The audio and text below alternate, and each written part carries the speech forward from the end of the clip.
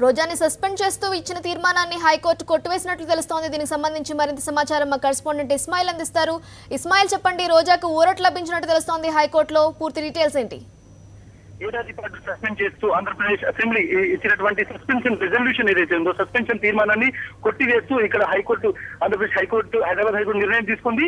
ఈ నిర్ణయం ప్రకారము ఆమె పైన రోజాను సస్పెండ్ చేస్తూ ఇచ్చినటువంటి రెజల్యూషన్ ఇక్కడ చెల్లదు అనేటువంటి ఒక ఇక్కడ జడ్జిమెంట్ వచ్చింది. దాని తర్వాత ఫర్దర్ విచారణ ఏదైతే ఉందో ఈ కేసుకు సంబంధించినటువంటి విచారణ ఏదైతే ఉందో అది 4 వారాల పాటు వాయిదా వేసినటువంటి పరిస్థితి. ఇది మధ్యంతర ఉత్తర్వులుగా మనం చూడాల్సి ఉంటుంది. సుప్రీంకోర్టు డైరెక్షన్ నేపథ్యంలో నిన్న విచారణ ప్రారంభించినటువంటి హైకోర్టు మొత్తం కేసులు నిన్న దాదాపు 4 గంటల పాటు విచారణ జరిగిన తర్వాత ఈ రోజు జడ్జిమెంట్ ఇచ్చింది, మధ్యంతర ఉత్తర్వులు ఇచ్చింది. మధ్యంతర ఉత్తర్వుల్లో చాలా స్పష్టంగా సస్పెన్షన్ రెజల్యూషన్ ని మేము సస్పెండ్ చేస్తున్నాం అంటూ న్యాయమూర్తి తీర్పును వెలువరించారు. మీన్వైల్ ఈ కేసుకు సంబంధించినటువంటి తదుపరి విచారణ 4 వారాలకు పోస్ట్ చేయడం జరిగింది. సో నిన్న ఏదైతే మార్నింగ్ నుంచి విచారణ జరిగిందో దానిలో చాలా స్పష్టంగా 340 సెక్షన్ 2 ప్రకారం ఏదైతే సస్పెండ్ చేసేటువంటి అధికారం అసెంబ్లీకి లేదు.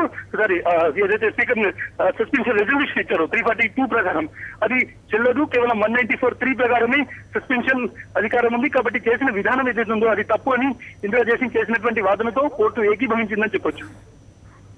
ఇస్మాయిల్, అయితే ఇక రోజా సస్పెన్షన్ కొట్టివేసింది హైకోర్టు. ఇక ఆమె అసెంబ్లీ సమావేశాలకు హాజరవచ్చంటారు. ఇక అసెంబ్లీ సమావేశాలకు హాజరయ్యేటువంటి అవకాశం ఉంది. ఆర్డర్స్ రావాల్సింది. హైకోర్టు నుంచి తీర్పు వెళ్ళింది. కానీ ఆర్డర్స్ తీసుకున్న తర్వాత రోజా కౌన్సిల్ కూడా మాట్లాడబోతున్నారు. చాలా స్పష్టంగా నిన్న ఏదైతే మొత్తం ఒక ఆర్గ్యుమెంట్ జరిగిందో 3 గ్రౌండ్స్ మీద నిన్న ఆర్గ్యుమెంట్ జరిగింది. ప్రధానంగా ఒకటి, రోజాకు సంబంధించి సస్పెన్షన్ ఏదైతే రెజల్యూషన్ ఇచ్చారో అందులో రోజా పేరు లేదు. రెండవది, ఆమెకు వివరణ ఇచ్చేటువంటి అవకాశం ఇవ్వలేదు. మూడోది, ఏ సెక్షన్ ప్రకారం అయితే సెక్షన్ 340 ప్రకారం ఏదైతే సస్పెండ్ చేశారో ఆ సెక్షన్ ప్రకారం కేవలం ఆ శాసనసభ వ్యవహారాలకు మాత్రమే ఆ టర్మ్ కు మాత్రమే చేయాల్సి ఉంది. కేవలం ఇక్కడ ఒక ఏడాది పాటు చేయడం అనేటువంటిది సెక్షన్ 340 ప్రకారం కరెక్ట్ కాదు.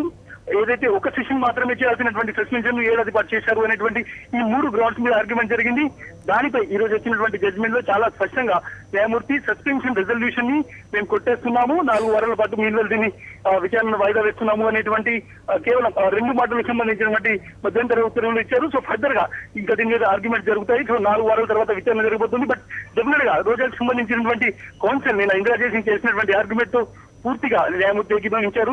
చాలా స్పష్టంగా మధ్యంతర ఉత్తర్వులు ఇస్తూ రోజా సస్పెన్షన్ ఆయన ఒక విధంగా ఎత్తివేశారనేటువంటిది చాలా స్పష్టంగా కనిపిస్తుంది.